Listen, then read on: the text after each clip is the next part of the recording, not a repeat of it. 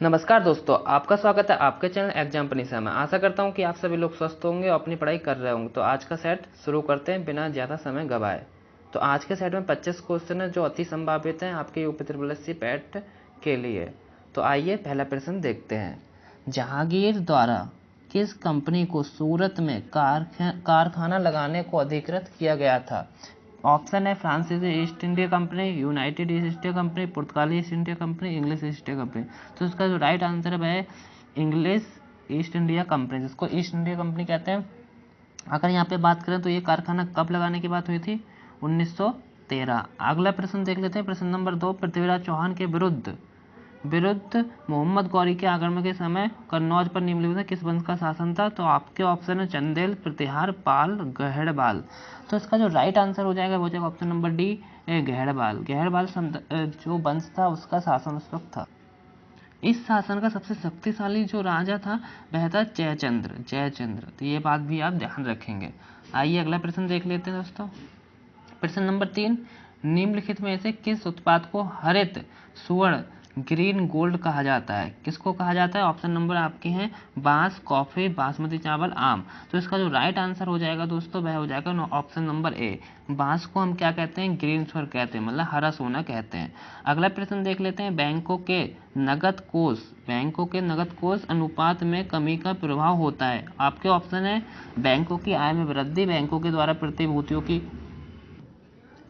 की मांग में वृद्धि, बैंकों के द्वारा प्रतिभूतियों की मांग में वृद्धि। ऑप्शन नंबर सी है बैंकों को साख प्रसार के लिए अधिक धन की उपलब्धि और उपरोक्त सभी। तो इसका जो राइट आंसर हो जाएगा ऑप्शन नंबर डी, क्योंकि यहाँ पे बैंकों की जो नकद कोष अनुपात में कमी के प्रभाव की बात करें तो ये तीनों बातें जो होती हैं ये यहाँ पे लागू होती हैं। अगला प्रश्न देख लेते हैं दोस्तों। प्रश्न नंबर 5 है गुप्त स्वर्ण मुद्रा को कहा जाता था? ऑप्शन है करसापड़, दिनार, निस्क, सुवर्ण। तो इसका जो राइट आंसर आपका हो जाएगा दोस्तों दिनार। गुप्त काल में स्वर्ण मुद्रा थी उनको दिनार कहते थे। प्रश्न नंबर 6 है जैन धर्म में संलेखना से क्या तात्पर्य? ऑप्शन है लेखन पद्धति, उपवास द्वारा प्राणत्याग, तीर्थंकरों की जीवनी, भीति चित्र। तो इसका जो राइट आंसर हो जाएगा वो ऑप्शन नंबर बी हो जाएगा, उपवास द्वारा प्राण तक। मतलब इसमें क्या होता था, लोग उपवास रहते थे और अपने प्राण को त्याग देते थे। तो इसी पद्धति को संलेखना पद्धति कहते थे, या फिर इसका एक और नाम है इसका नाम है दूसरा संतारा। तो संतारा पद्धति भी यही पद्धति है। ये दोनों पद्धति में क्या होता है कि उपवास मतलब भूखे रह के अपने प्राण त्याग देना। आइए दोस्तों अगला प्रश्न देख लेते हैं। प्रश्न नंबर 7 है 2011 में देश के निम्नलिखित राज्यों में से साक्षरता दर सबसे कम थी। आपके ऑप्शन है ओडिशा में, झारखंड में, बिहार में, छत्तीसगढ़ में। तो इसका जो राइट आंसर हो जाएगा वो हो जाएगा ऑप्शन नंबर बी, बिहार में। बिहार में साक्षरता सबसे कम है और सबसे ज़्यादा कहाँ है? तो वह केरल में है। केरल में सबसे ज़्यादा साक्षरता है, सबसे कम कहाँ है? बिहार में। क्वेश्चन नंबर 8 देख लेते हैं। भारत के आर्थिक सुधार का जनक किसे कहा जाता है? तो ऑप्शन है जवाहरलाल नेहरू, इंदिरा गांधी, मनमोहन सिंह, पीवी नरसिम्हा राव।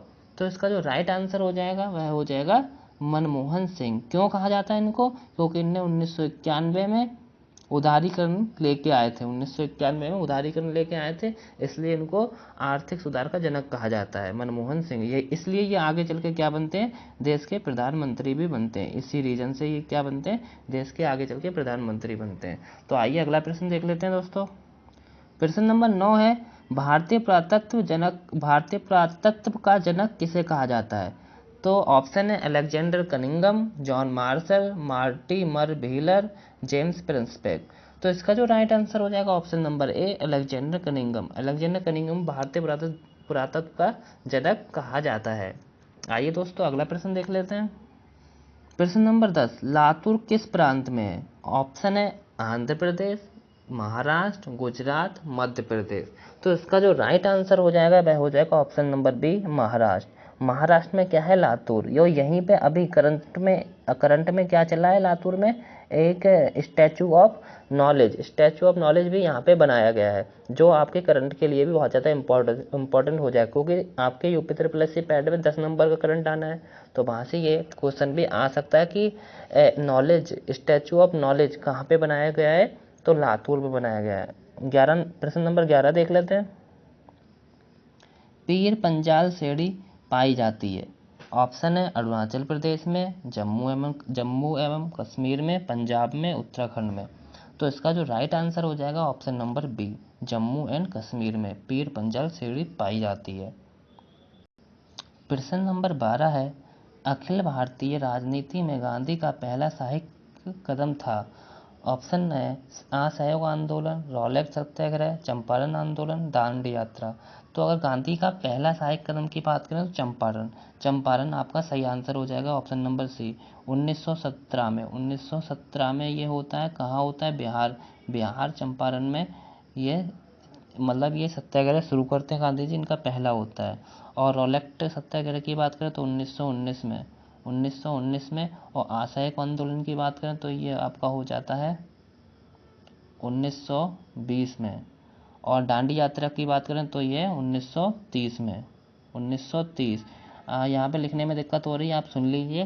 12 मार्च 1930 से 6 अप्रैल 1930 तक दांडी यात्रा चलती है और इसमें जो लोग 78 लोग भाग लेते हैं और ये 240 किलोमीटर पैदल यात्रा चली जाती है गांधी जी के द्वारा और ये 18 दिन तक चलती है। तो अगला प्रश्न देख लेते हैं, प्रश्न नंबर 13, बंगाल का विभाजन करने वाला गवर्नर जनरल कौन था? कर्जन, कैनिंग, मिंटो, मायो। तो इसका जो राइट आंसर हो जाएगा कर्जन, ऑप्शन नंबर ए। 1905 में बंगाल विभाजन शुरू होता है और इसी के जस्ट बाद स्वदेशी आंदोलन भी शुरू होता है जो कलकत्ता के टाउन हॉल से शुरू होता है। अगला प्रश्न दोस्तों देख लेते हैं। दोस्तों मैं जल्दी इसलिए करा रहा हूँ क्योंकि कम समय में आपके ज़्यादा प्रश्न हो सके, आपका ज़्यादा समय खराब ना हो। तो आइए अगला प्रश्न देख लेते हैं, प्रश्न नंबर 14, पृथ्वी की सतह का वह भाग जो पानी से ढका है लगभग कितना है? ऑप्शन है 1/4 है, आधा है, 2/3 है, 3/5 है। तो इसका जो राइट आंसर हो जाएगा वह हो जाएगा ऑप्शन नंबर सी, क्योंकि 2/3 को अगर आप सॉल्व करेंगे तो 70% करीब आएगा और 70% ही क्या है हमारी पृथ्वी पे पानी, और बाकी का 30% क्या है वह भूभाग है। अगर हमसे ये पूछा गया कि एशिया में सबसे ज़्यादा पूरे दुनिया में ऐसा कौन सा महाद्वीप है जहाँ पे सबसे ज़्यादा भूभाग है, तो वह कौन सा यूरोप है। अगर प्रश्न नंबर 15 की बात करें, निम्नलिखित में से किस महाद्वीप में उसके संपूर्ण क्षेत्रफल में मैदानी भाग का प्रतिशत सर्वाधिक? लो यही क्वेश्चन भी आ गया। ऑप्शन है एशिया, ऑप्शन है यूरोप, उत्तरी अमेरिका, दक्षिण अमेरिका। तो इसका राइट आंसर जो हो जाएगा वह हो जाएगा Asia, Europe, option number B. Europe में क्या है, यूरोप में बहुत कम वहाँ पे नदियाँ है ही नहीं, नदियाँ बहुत कम है, इसलिए वहाँ पे सबसे ज़्यादा क्या है भूभाग है, वहाँ पे जल बहुत कम है। तो आइए अगला प्रश्न देख लेते हैं दोस्तों। प्रश्न नंबर 16 की अगर बात करें, 1857 में किसने इलाहाबाद को आपातकालीन मुख्यालय बनाया था? ये क्वेश्चन दोस्तों बहुत इंपॉर्टेंट है क्योंकि ये 1857 की क्रांति से संबंधित है। तो इसके जो ऑप्शन है यहाँ पे, इसके जो ऑप्शन हो जाएंगे, ऑप्शन पहला है Lord Canning, Lord Cornwallis, Lord Wellesley, Lord William Bentinck. तो आपको सीधा पता है लॉर्ड कैनिंग 1857 की क्रांति के वक्त वायसराय था और प्रथम वायसराय था यह व्यक्ति, और तो इसी ने क्या करा था, आपातकालीन मुख्यालय वहाँ पे बनाया था इलाहाबाद में। प्रश्न नंबर 17 की बात कर लेते हैं। उच्चतम लवणता पाई जाती है मृत सागर में, लाल सागर में, महान साल्ट झील अमेरिका में, या फिर बान झील टर्की में? जो बान झील है टर्की में, अब वहाँ पे पाई जाती है। तो इसका जो राइट आंसर हो जाएगा वह हो जाएगा ऑप्शन नंबर डी, बान झील। जो बान झील है इसको बॉन झील भी कहते हैं, बॉन झील। तो ये बॉन झील जो है वह टर्की में और यहाँ पर उच्चतम लवणता पाई जाती है। इसी कारण इस नदी में आप अगर नहाते धोते हैं तो इसमें डूबेंगे नहीं, क्योंकि वहाँ पे लवणता ज़्यादा है और जहाँ लवणता ज़्यादा होती है वहाँ पे हम नहीं डूबते हैं। तो इस झील में नहाने का क्या फ़ायदा है, हम लोग नहीं डूबेंगे, हम तैरेंगे। तो आइए अगला प्रश्न देख लेते हैं दोस्तों। प्रश्न नंबर 18 है, जलियांवाला बाग हत्याकांड की जांच के लिए बनाई गई समिति का नाम क्या था? ऑप्शन है Simon commission, Hunter commission, Raymond commission और लिंथलिथका कमीशन। तो इसकी राइट आंसर की बात करें तो वह हो जाएगा आपका option number A, option number B, Hunter Commission ही बनाई गई थी जब जलियांवाला हत्याकांड हुआ था। कब हुआ था? 13 अप्रैल 1919 में यह कांड होता है। अगर बात करें प्रश्न नंबर 19 की, बंगभंग के बाद कौन सा आंदोलन शुरू हुआ था? तो ऑप्शन है सविनय अवज्ञा आंदोलन, स्वदेशी आंदोलन, भारत छोड़ो आंदोलन, असहयोग आंदोलन। तो इसका जो राइट आंसर दोस्तों हो जाएगा वह हो जाएगा स्वदेशी आंदोलन हो जाएगा 1905 1905 में शुरू होता है। कहाँ से शुरू होता है? कोलकाता, और कोलकाता में भी कहाँ से शुरू होता है? तो टाउन हॉल से शुरू होता है। और बंग मतलब बंगाल विभाजन जैसे ही खत्म होता है तभी स्वदेशी आंदोलन शुरू हो जाता है। यहाँ पे विदेशी जो वस्तु होते हैं उन सबका त्याग करने शुरू कर देते हैं और स्वदेशी चीज़ें अपनानी शुरू कर देते हैं।